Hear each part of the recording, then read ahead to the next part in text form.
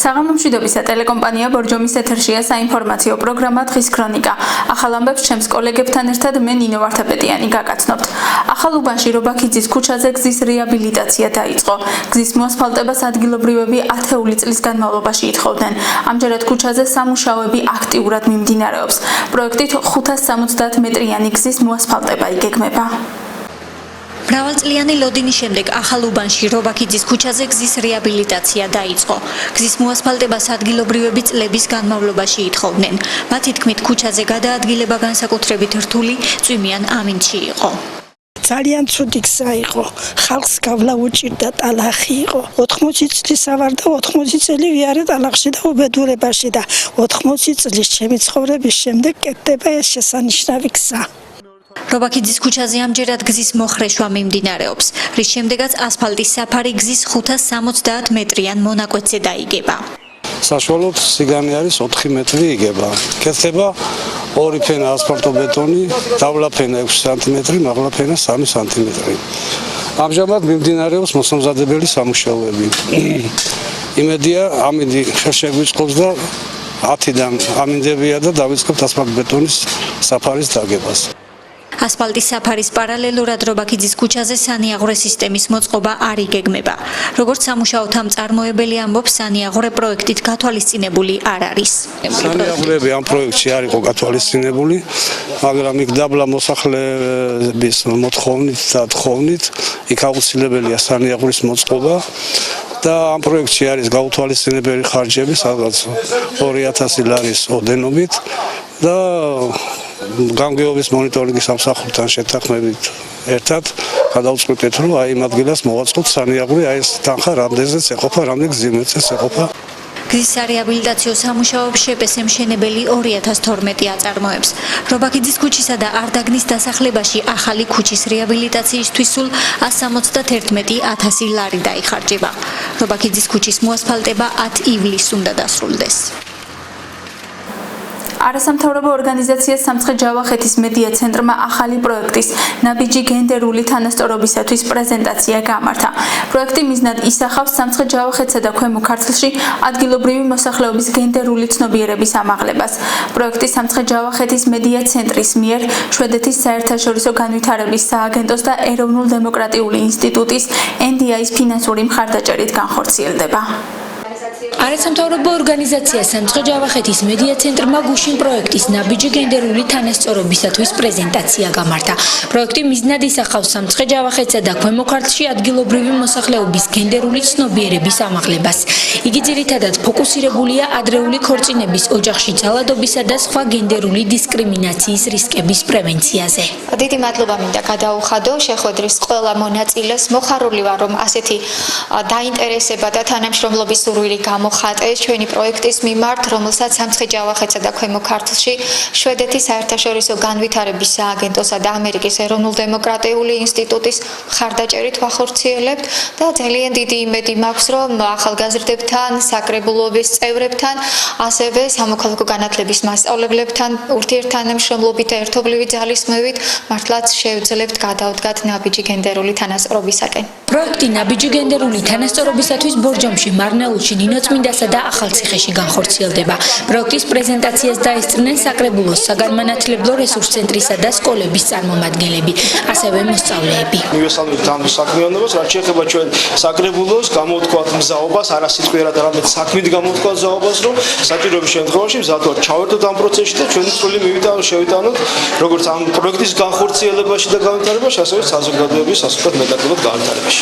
მიმაჩნია, რომ სამცხე-ჯავახეთის მედია ცენტრის ეს პროექტი ნაბიჯი გენდერული თანასწორობისათვის ძალიან მნიშვნელოვანია.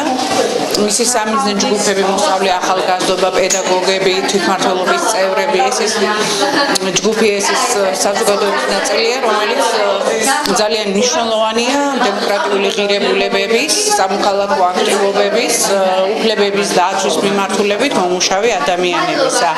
და ეს აქტივობები, რომელიც გაწერილია საკმაოდ და მნიშვნელოვანი ადამიანების ჩართულობით განხორციელდება, მე იმის იმედს მაძლევს, რომ ეს პროექტი იქნება წარმატებული. პრეზენტაცია ძალიან მნიშვნელოვანია და ჩემთვის ნაცნობი იყო, რამდენადაც ამ პროექტის მონაწილე ვიყავი, გახდით უამრავი ტრენინგი ჩატარდა, ძალიან ღირსეული და ისეთი კარგი ტრენერები ატარებდნენ. მინდა გითხრათ, რომ ის ფილმებიც გადაიღეს ძალიან ისე ვიყავი იმ ფილმშიც და ძალიან გამოხმაურება პოვა უამრავმა დამირეკა. პროექტის სამი ძირითადი კომპონენტისგან შედგება. ესენია რეგიონებში ახალგაზრდებისა და საჯარო სკოლების სამოქალაქო განათლების პედაგოგთა გენდერული სენსიტიურობის ამაღლება, რეგიონული მედიის პროფესიული სტანდარტების გაზრდა და ადგილობრივი თემის ინფორმირება, ასევე რეგიონების საკრებულოების წევრთა შესაძლებლობებისა და გენდერული ცნობიერების ამაღლება. ძალიან მომეწონა ეს პრეზენტაცია, ბევრი ჩემი თანატოლი ესწრებოდა ამას. კონკურენციაც ძალიან დიდია, იმიტომ რომ ყველაში ავსოს სააპლიკაციო ფორმა და იმედია გამიმართლებს და მეც ჩავერთობი ამ პროექტში. ძალიან მინდა მონაწილეობის მიღება. პრეზენტაცია იყო ძალიან საინტერესო. ვაპირებ რომ ჩავერთო ამ პროექტში მომავალში, რადგან ახალგაზრდების გააქტიურება ხელს შეუწყობს გენდერულად თანასწორი საზოგადოების ჩამოყალიბებაში. დღეს განსაკუთრებული მხიარულება იყო ბორჯომის ნომერ 1 საბავშვო ბაღში. ბაღის ეზოში პატარა საგამოფენო სივრცე მოეწყო და პატარების, მათი მშობლების და პედაგოგების ნამუშევრები გამოიფინა. რაც მთავარია, გამოფენილი ნივთები პატარებმა ნარჩენებისგან დაამზადეს. ვისწავლოთ ნარჩენების მართვა და გამოყენება, ასე ერქვა ღონისძიებას, რომელიც გარემოს დაცვის დღეს მიეძღვნა. პატარებმა გარემოს დაცვის თემაზე აღმზრდელების შეკითხვებს უპასუხეს. როგორ ვისწავლოთ ნარჩენების გამოყენება?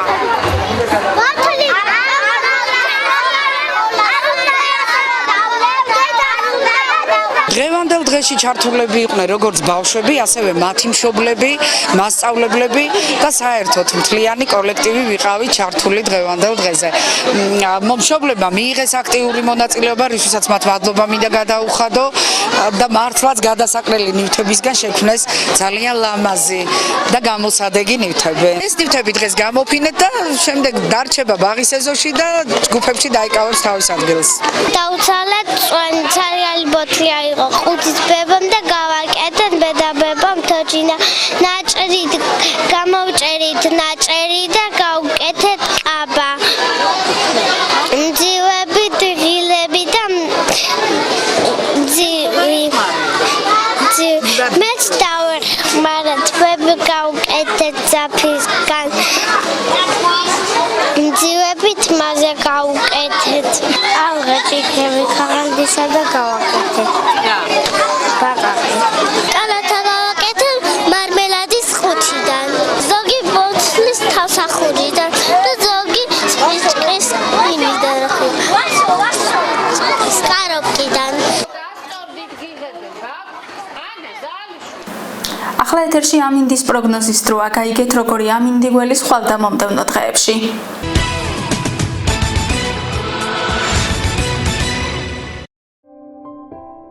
ხვალ 8 ივნის ბორჯომში ნაწილობრივ წვიმაა მოსალოდნელი. მინიმალური ტემპერატურა 11, მაქსიმალური კი 20 გრადუსი დაფიქსირდება. დილიდან ღრუბელი იქნება, 10 საათზე 16 გრადუსი დაფიქსირდება. 19 გრადუსამდე გათბება ჰაერით 13 საათზე. ნაწილობრივ მზეა მოსალოდნელი 16 საათიდან, სითბო 20 გრადუსი იქნება. იწვიმებს 19 საათიდან, ტემპერატურა 16 გრადუსამდე დაიკლებს. ნალექი მოიმატებს 22 საათზე, მაქსიმალური ტემპერატურა 12 გრადუსი დაფიქსირდება. რაც შეეხება მომდევნო დღეებს, ძლიერი წვიმაა მოსალოდნელი 9 ივნის, ტემპერატურა 17 გრადუსი დაფიქსირდება. იწვიმებს 10 ივნისსაც, ჰაერი 21 გრადუსამდე გათბება. ნალექი შემცირდება 11 ივნის, ტემპერატურა 24 გრადუსამდე მოიმატებს. 24 გრადუსი იქნება 12 ივნისსაც. უმეტესად მზიანი ამინდია მოსალოდნელი 13 ივნის, ჰაერი 26 გრადუსამდე გათბება.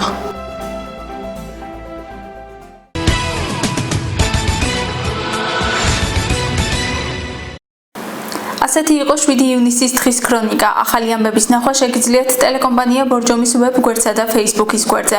გმადლობთ ყურადღებისთვის. მე ხვალამდე გემშვიდობებით, ნახვამდის.